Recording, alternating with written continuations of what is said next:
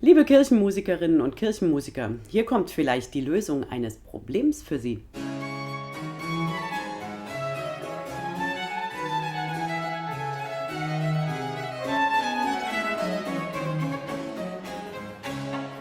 Hier kommen einige Gründe, weswegen Sie es mal im Gottesdienst mit Telemann probieren sollten. In der Tat werden die Zwänge ja immer größer.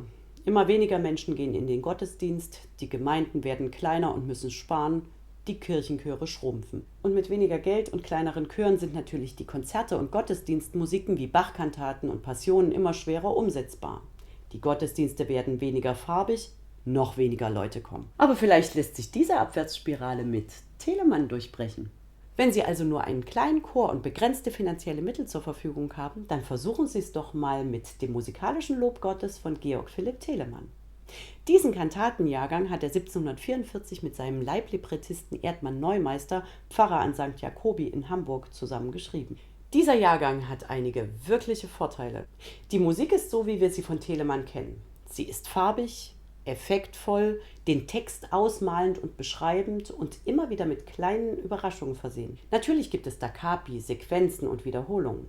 Aber man muss sich vor Augen führen, dass die Gemeinde damals und ja auch das Publikum heute wahrscheinlich, die Stücke nur ein einziges Mal hört. Und da hilft es dem Ohr durchaus, sich an etwas motivisch festhalten zu können.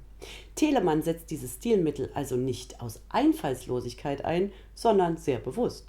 Das musikalische Lob Gottes ist ein ganzer Kantatenjahrgang.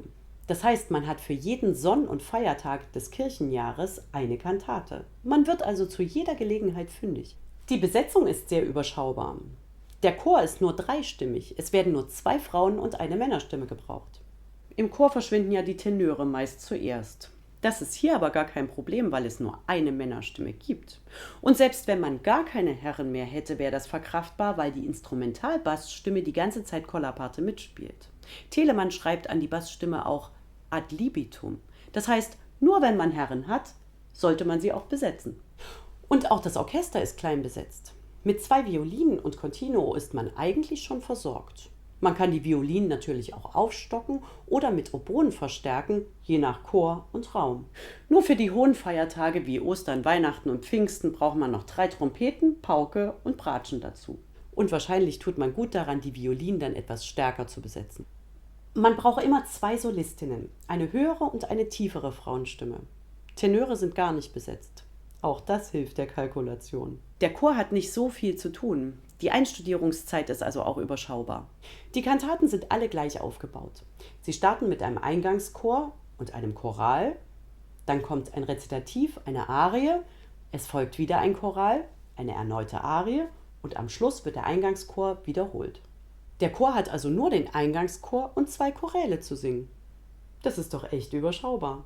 Die Kantaten haben mit ca. 15 Minuten eine ideale Länge. Unsere Gemeinden sind ja nicht mehr an die Gottesdienstlängen von Telemanns Zeiten gewöhnt, mit 1 Stunde Predigt und mehreren Kantaten. 15 Minuten sind also eine ideale Länge, um den Gottesdienst nicht zu überdehnen. Und die Noten sind frei zugänglich. Peter Young hat in mühevoller Kleinarbeit die Kantaten transkribiert und zu IMSLP gestellt. Ein Dank im Programmheft wäre aber sehr erwünscht. Natürlich sind die Noten manchmal mit etwas Vorsicht zu genießen, denn in seinem Hintergrund steht kein Verlag und viele Lektoren. Er macht das alles total alleine. Aber jeder historisch informierte Musiker sollte den Autograph sowieso in Reichweite haben. Eine Liste der Kantaten finden Sie in der Caption.